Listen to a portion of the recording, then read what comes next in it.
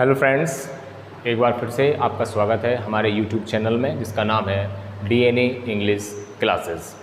प्यारे बच्चों, आज का जो हमारा टॉपिक है वो बहुत ही इंटरेस्टिंग टॉपिक है, डायरेक्ट से इनडायरेक्ट नरेशन, जो लगभग आपको सारे कंपटीशन एग्ज़ाम्स में मिलता है। बच्चों, आज की क्लास में हम आपको बताएंगे कि जो डायरेक्ट से इनडायरेक्ट है वो 5 प्रकार से बनाए जाते हैं। जैसा कि हमने वाइट बोर्ड के ऊपर जो आवश्यक चेंजेस होते हैं डायरेक्ट से इनडायरेक्ट में वो मैंने लिख रखा है। बच्चों, ये टॉपिक मैं आपको स्टार्टिंग से भी समझा सकता था, लेकिन मैंने सबसे पहले इसमें आपको जो आवश्यक चेंजेस हैं वो मैंने आपको समझाए हुए हैं। उसके पीछे एक रीज़न है। रीज़न ये है बच्चों कि यदि हम किसी भी टॉपिक की जड़ से या जड़ पर जाएं या जड़ से काम करें तो हमें वो टॉपिक ज़्यादा अच्छे तरीके से समझ में आते हैं। इसीलिए हमने इस टॉपिक को बिल्कुल स्टार्टिंग से लिया है। तो सबसे पहले आप देख रहे हैं वाइट बोर्ड के ऊपर कि डायरेक्ट से इनडायरेक्ट में जो चेंजेस हैं वो आपके सामने हैं। दिस का दैट होता है, दिस का दोज, टुडे का दैट डे, यस्टरडे का प्रीवियस डे, एगो का बिफोर, टुडे का दैट डे, टुमारो का नेक्स्ट डे। उसके बाद में हियर का देयर, लास्ट का प्रीवियस एंड नेक्स्ट का होता है फॉलोइंग।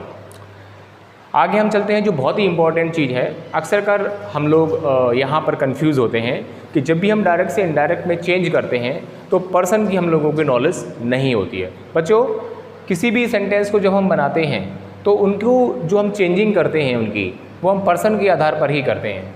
तो जब हम डायरेक्ट से इनडायरेक्ट बच्चों बनाएंगे तो फर्स्ट पर्सन के प्रोनाउन हमें सब्जेक्ट से चेंज करनी है, सेकंड पर्सन के प्रोनाउन हमें ऑब्जेक्ट से चेंज करने हैं, और थर्ड पर्सन के जो भी प्रोनाउन पर्सन्स होते हैं उसमें कोई भी चेंजिंग नहीं होती है।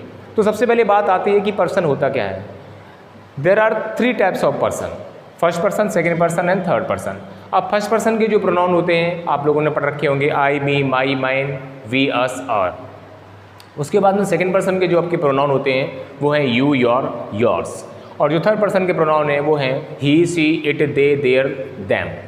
तो अगर सेंटेंस में आपको कहीं पर भी थर्ड पर्सन के प्रोनाउन ऑलरेडी लगे मिल जाए, जैसे दे है, देयर है, दैम है, दाई है, तो उनमें आपको कोई भी चेंजेस नहीं करने हैं। बात आती है फर्स्ट पर्सन के प्रोनाउन, तो जैसे आई है, मी है, माई है, तो इनको आपको सब्जेक्ट के अनुसार, यानी रिपोर्टिंग स्पीच वर्ब का जो सब्जेक्ट है उस रिपोर्टिंग वर्ब के सब्जेक्ट के अनुसार चेंज करनी है। सेकंड पर्सन के जो भी प्रोनाउन आपके यू, योर, योर्स हैं उनको आपको रिपोर्टिंग वर्ब के ऑब्जेक्ट के अनुसार चेंज करनी है।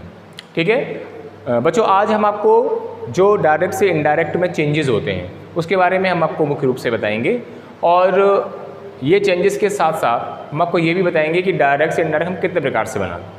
तो सबसे पहले आप यहाँ देख रहे हैं वाइट बोर्ड के ऊपर simple sentence, interrogative sentence, imperative sentence, exclamatory sentence और ऑब्जेक्टिव सेंटेंस।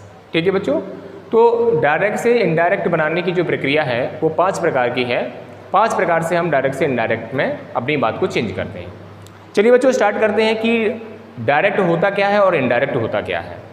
बच्चों, जब कोई वक्ता अपनी बात को कहता है, मान के चलो राम श्याम से कह रहा है कि मैं कानपुर जा रहा हूँ, या राम श्याम से कह रहा है कि आज मैं स्कूल नहीं जाऊँगा, तो राम जो श्याम से बात कर रहा है, जो राम ने अपनी बात रखी है, तो जब कोई वक्ता अपनी बात को रखता है तो उसके द्वारा कही गई बात को हम डायरेक्ट स्पीच कहते हैं। और राम की बात को श्याम जब सुनता है और हूबहू वही बात अपने हिसाब से जब वो कहता है तो उस चीज़ को हम इनडायरेक्ट कहते हैं। चलिए एक छोटा सा एग्जाम्पल देके बताते हैं। मान के चलिए राम ने कहा मैं बीमार हूँ, ये बात श्याम ने सुनी, और श्याम इस बात को कैसे कहेगा? श्याम कहेगा राम ने कहा वह बीमार है।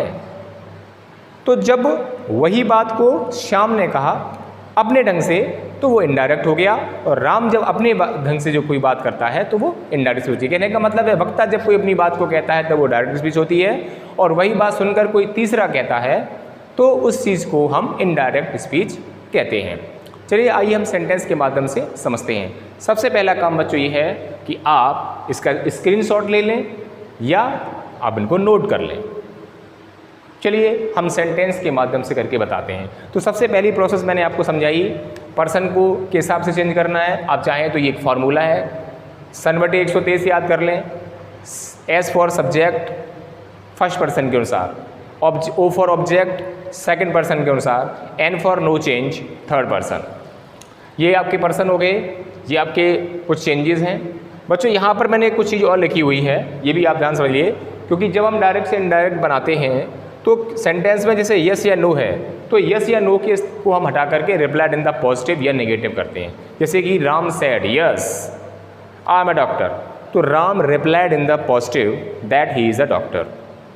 जैसे कि नो आ गया, जैसे I said no I am not busy, तो आई सेड की जगह आप करेंगे I replied in the negative.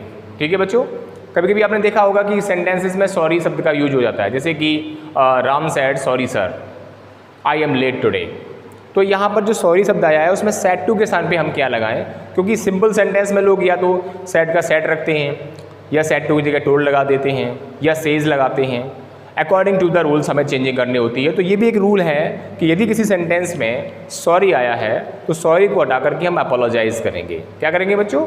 Apologise. तो आज की इस टॉपिक में हम आपको सेंटेंस के माध्यम से सेंटेंस को किस तरीके से चेंजिंग करनी है मैं बताता हूँ। ये जो आपके चेंजेस हैं वो आपने लिख लिए होंगे।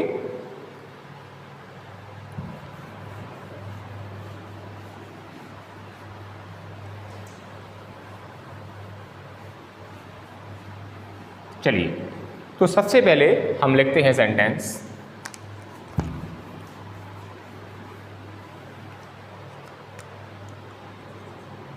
सी said comma inverted comma I am very busy today inverted comma close. अब ये सेंटेंस जो आपके सामने है बच्चों वो एक डायरेक्ट स्पीच का सेंटेंस है, और जब इस टाइप के सेंटेंस को आपने चेंज करना है तो सबसे पहले रिपोर्टिंग वर्ब पर हम ध्यान देंगे। सिंगल कॉमा में जो चीज़ बंद होती है उसे रिपोर्टिंग वर्ब कहते हैं, और इंट्रोगेटिव कॉमा में जो चीज़ बंद होती है उसे रिपोर्टेड स्पीच कहते हैं। रिपोर्टिंग वर्ब यदि सेट से प्रारंभ है तो उसमें कोई परिवर्तन नहीं होगा। सेट टू के स्थान पे टोल्ड होता है, सेज का सेज रहता है, सेज टू की जगह टेल्स होता है और से टू का टेल होता है। तो बच्चों ये चीज़ें आपको ध्यान रखनी है जब आप सेंटेंस चेंज कर रहे हो।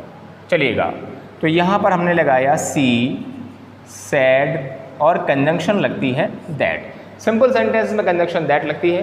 यदि आप इंट्रोगेटिव बनाएंगे तो वो टू टाइप्स के होते हैं, एक तो हेल्पिंग वर्ब के द्वारा और दूसरे क्वेश्चन वर्ड के द्वारा। तो सबसे पहले हम बात करेंगे सिंपल सेंटेंस की। आपको बताते हैं प्यारे बच्चों, एक सूचना ये है कि जो डायरेक्ट से इनडायरेक्ट के टॉपिक हैं वो आपको 5 वीडियोज़ में देखने को मिलेंगे, क्योंकि ये जो टॉपिक है वो थोड़ा लेंदी है। मैं एक वीडियो बड़ा सा अगर बना दूँ